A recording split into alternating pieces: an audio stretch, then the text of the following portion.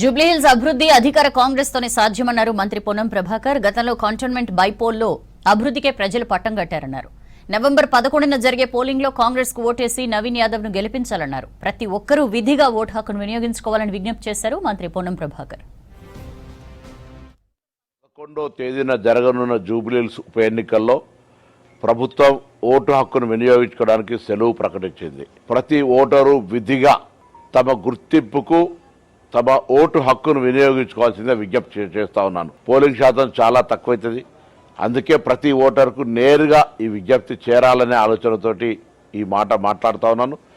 జూబ్లీహిల్స్ ప్రజలు ఈ ఉప ఎన్నికల్లో జూబ్లీహిల్స్ అభివృద్ధి కొరకు నిర్ణయించుకోవాల్సిన అవసరం ఉంది. కాబట్టి తప్పకుండా మీరంతా మరి ప్రభుత్వం అధికారంలో ఉంది, జూబ్లీహిల్స్ అభివృద్ధిని చేయడానికి అవకాశం ఉంది. గతంలో జరిగిన ఉప ఎన్నికల్లో కంటోన్మెంట్లో కాంగ్రెస్ గెలిపించినారు.